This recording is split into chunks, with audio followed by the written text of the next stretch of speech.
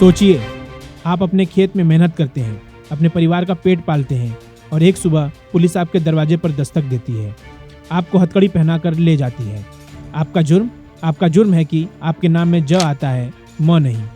ये किसी फिल्म की कहानी नहीं है, ये उत्तर प्रदेश के मैनपुरी के 62 साल के राजवीर की सच्ची, दर्दनाक और झकझोर देने वाली हकीकत है। एक निर्दोष इंसान जिसे सिस्टम की एक छोटी सी गलती ने 17 साल तक गुनहगार बनाए रखा।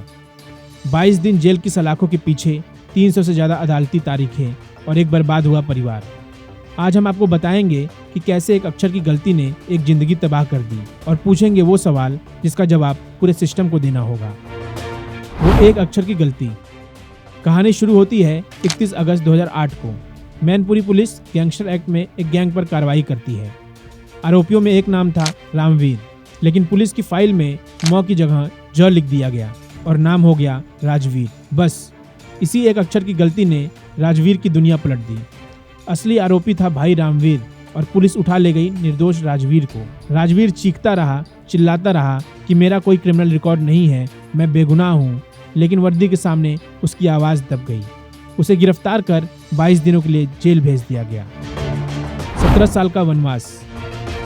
22 दिन बाद राजवीर को जमानत तो मिल गई, लेकिन असली लड़ाई तो अब शुरू हुई थी, खुद को बेगुनाह साबित करने की जंग। अवधि 17 साल, अदालती पेशी लगभग 300, सफ़र मैनपुरी से आगरा तक।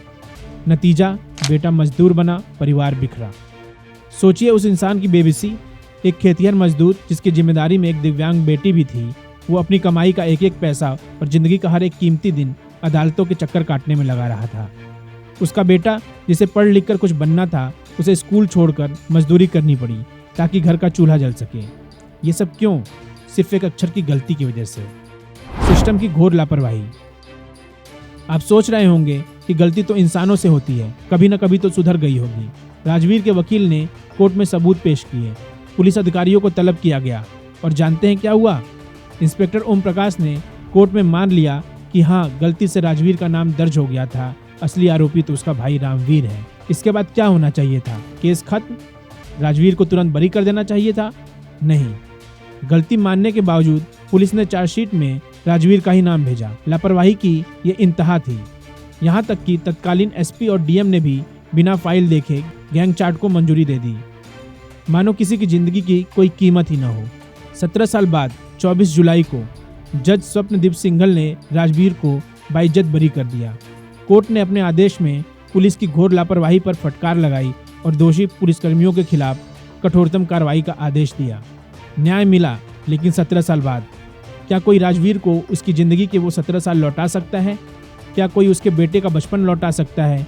क्या कोई उस परिवार के आंसू पोंछ सकता है? राजवीर की कहानी एक सवाल है। ये क्लेरिकल मिस्टेक नहीं, ये एक क्रिमिनल मिस्टेक है। ये सवाल है उस सिस्टम से जो एक निर्दोष को गुनहगार बनाकर सालों तक घसीटता है और फिर कह देता है गलती हो गई। ये कहानी हमें याद दिलाती है कि जब तक सिस्टम में बैठे लोग अपनी जिम्मेदारी नहीं समझेंगे, तब तक न जाने कितने राजवीर ऐसी ही गलतियों की सूली पर चढ़ते रहेंगे। राजवीर आज आज़ाद है, लेकिन उसकी लड़ाई खत्म नहीं हुई। अब लड़ाई है उन दोषी अधिकारियों को सजा दिलाने की, ताकि फिर किसी और राजवीर के साथ ऐसा न हो।